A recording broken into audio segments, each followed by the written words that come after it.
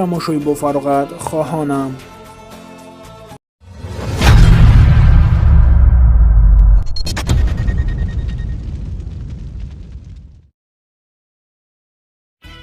Эрен Вурден 7 октябри соли 1988 дар шаҳри Конияи Туркия ба дунё омадааст. Ӯ ҳаёти кӯдакиашро дар шаҳри Кония гузаронидааст ва инчунин мактаби миёнаи он ҷоро низ хатм кардааст. ӯ баъди хатми мактаб ба донишгоҳи бо номи Галич дар факултаи театрӣ дохил мешавад ва пас аз чанд муддате донишгоҳро бо муваффақият хатм мекунад.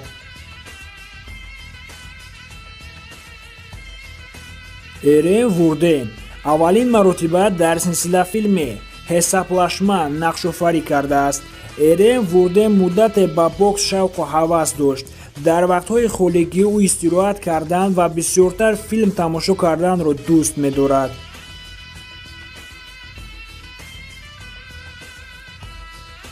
аз сабабе ки ӯ истеъдоди хуби ҳунарӣ дошт, ӯро ба яке аз силсилафилмҳои машҳур бо номи «Сӯз» яъне «Қавл» даъват карданд. то ин дам ӯ дар чанд силсилафилмҳо нақшофарӣ кард, вале на он қадар машҳур шуд.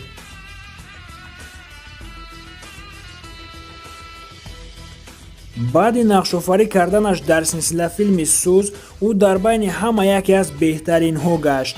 Эрен Вурден мегӯяд, ки ягон дӯстдоштае надорад, вале дар сайтҳои иҷтимоӣ хабар доданд, ки ӯро ҳамроҳи дӯстдоштааш дар шаҳри Истамбул дидаанд.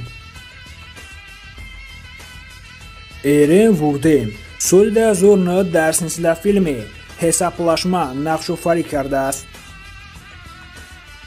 аз соли 2010 то соли 2012 ӯ дар силсилафилми «Шефкат Тепе» бо тахаллуси Эрҳан ҳунарнамоӣ кардааст.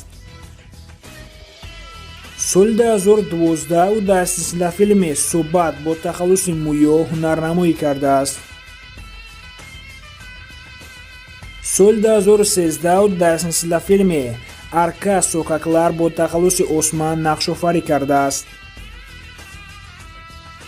соли 2015 ӯ дар силсилафилми «Сон мектуб» бо тахаллуси Еренкои Аскер нақшофарӣ кардааст. аз соли 2015 то соли 2016 ӯ дар силсилафилми «Инадна ашк» бо тахаллуси Чинар нақшофарӣ кардааст. соли 2016 ӯ дар силсилафилми «Ёлҷулуқ» нақшофарӣ кардааст. соли 2017 ӯ дар силсилафилмҳои «Сумеланан», «Шифреси 3» бо тахаллуси Оғузулбилаҳ ва боз дар силсилафилми «Курт Капано» бо тахаллуси Явуз нақшофарӣ кардааст. аз соли 2017 то соли 2019 ӯ дар яке аз силсилафилмҳои машҳур бо номи «Сӯз» яъне «Қавл» бо тахаллуси Атеш Аҷар нақшофарӣ кардааст. соли 2019 ӯ дар силсилафилми «Не олур гитме» ва боз дар силсилафилми «Курулуш Осман» нақшофарӣ кардааст. соли 2020 ӯ дар силсилафилми «Туркле Гелёр» нақшофарӣ кардааст.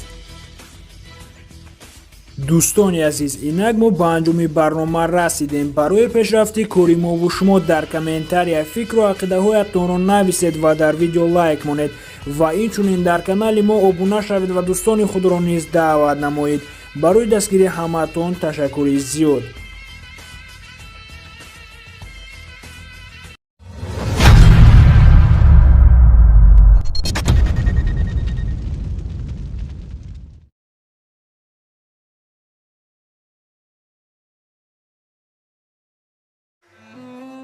салому алайкум дӯстони азиз, хуш омадед ба канали Садои Тоҷик. имрӯз мо тасмим гирифтем, ки дар бораи яке аз қаҳрамони филми «Қавл» Мерич Арал яъне Элен ба шумо маълумот диҳем.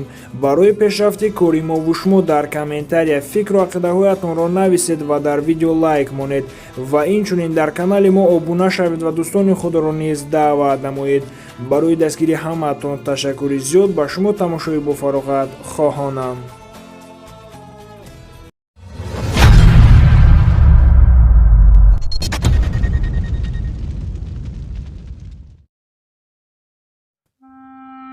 Мерич Арал 17 ноябри соли 1988 дар шаҳри Истанбули Туркия ба дунё омадааст.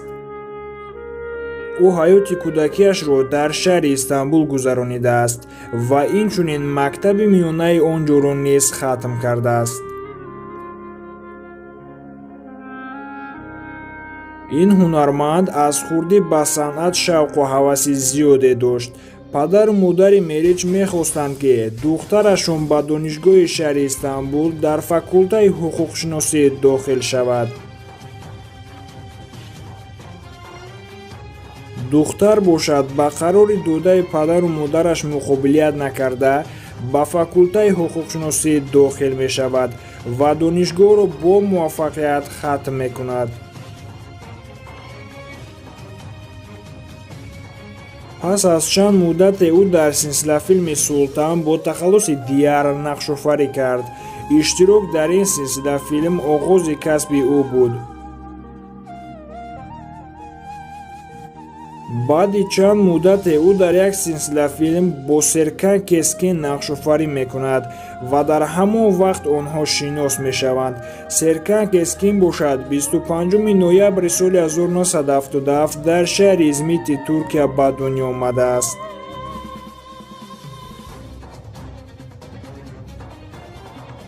Серкан аз Мерич 11 сол калонтар мебошад, аммо ин фарқият дар байни муносибатҳои онҳо умуман ҳис карда намешавад.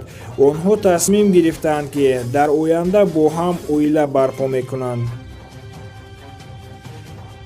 Мерич Арал соли 2012 дар силсилафилми Султан бо тахаллуси Дияр ҳунарнамоӣ кардааст. соли 2013 бошад ӯ дар силсилафилми Балая нақшофарӣ кардааст. аз соли 2013 то соли 2014 ӯ дар силсилафилми Меджезер бо тахаллуси Ҳале нақшофарӣ кардааст. соли 2014 ӯ дар силсилафилмҳои Муска бо тахаллуси Мелис ва боз дар силсилафилми Унутурсан Фысылда нақшофарӣ кардааст. соли 2015 ӯ дар силсилафилми Ҳесабта ашк бо тахаллуси Эзгӣ нақшофарӣ кардааст. соли 2016 ӯ дар силсилафилми Юксек Соисете бо тахаллуси Эҷе нақшофарӣ кардааст. соли 2017 ӯ дар силсилафилми Ҷенгоз Реҷаӣ бо тахаллуси Филиз ҳунарнамоӣ кардааст. аз соли 2017 то соли 2019 ӯ дар яке аз силсилафилмҳои машҳур бо номи Сӯз яъне қабл бо тахаллуси Эйлем ҳунарнамоӣ кардааст.